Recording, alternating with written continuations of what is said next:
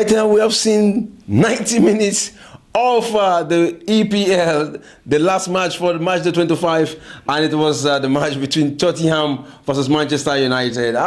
It didn't go well for Manchester United fans today because they were beaten by Tottenham 1-0 in this fierce encounter today. But right now, I'm here with Paulo. Paulo, how do you do right now? Yeah, I feel fine. I feel good. And, talking about the match for Manchester United, that was a very bad performance from their players and, including the manager himself, because you could see the way they were playing, not full of confidence. They were lucky to have escaped by just conceding a lone goal. And that was not a pleasant performance from Manchester United.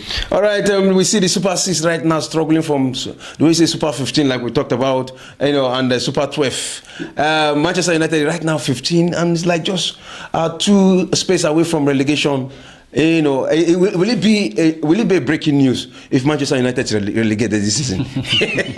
Yeah, I think it will be one of the news of the century, for Manchester United. But I don't see the relegation. It's just that it's very bad, the position they are right now. Manchester United, a team that constantly challenge for the trophy during the days of Sir Alex Ferguson. Since Sir Alex Ferguson left Manchester United, I think he left with Manchester United glory, and the best they've gotten again since his departure was when I think it's Ole Gunnar Solskjaer when he was able to finish second behind Manchester City then. But since then, and even before then, they've been bubbling, not there, but this time around, I think it's getting worse for them. Seeing Manchester United on 15th position on the log,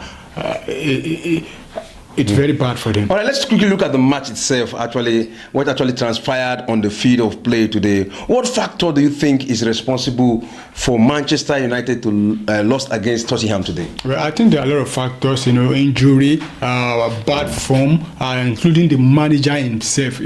First of all, let me start with the injury. They have a lot of injuries, and you can see that the bench, they are having almost everybody there, apart from, what's his name now? Victor Lindelof. The rest are under 20. Most of them are even 17, 18, 19 on the bench there. And you could see the old available player the manager got. He actually started them, threw them on one so that maybe we'll get the result. But everything didn't go well. Those senior players that were on the field, they failed to deliver, including the goalkeeper, the attackers, all of them, they failed. And why I was blaming the manager is that you waited till 91 minutes before you could make substitution. You've already seen that these players are on the pitch there. They are not delivering, they are not doing anything. Some of them need to have even been withdrawn right from the 70th minute, but you now waited till 91 minutes to bring on a player. Then what's the need for you to have bring those players before? You shouldn't have brought them now. And at the point, what was in your mind at that moment when Amorim, face was focused on the ground, his eyes were looking to the ground, he was just gazing as if it was loss of idea. What was in your mind? What do you think he was thinking? Well, I think he was regretting his decision to have joined Manchester United, because looking at him, he was very down emotionally.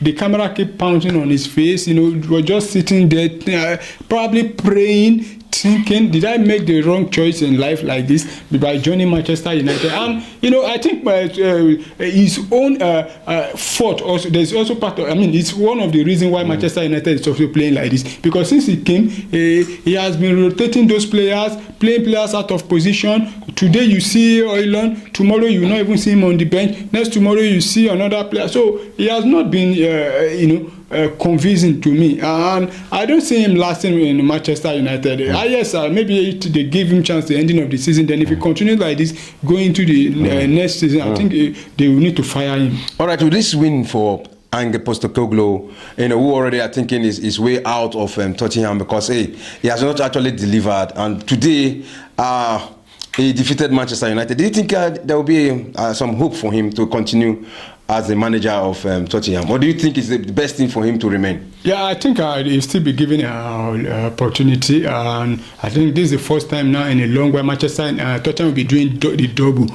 over Manchester United in the league. And like he said when he was employed, and he keep on saying it that in my second season, every club I've joined, I usually win them something. Though they still have opportunity to win something, probably the Europa League. And for Tottenham Hotspur, the manager, there's still a case for him that almost all his players were out injured at the time, and now they're beginning to be back. And let's see now with the return of his some of his key players, let's see how far they can push. And I still see him being at Tottenham to the ending of the season. All right, to our viewers, wherever you are, just send in your comment what you think is the problem with Manchester United, your own personal view, and also you can also give us one or two solution to Manchester United problem. Ciao.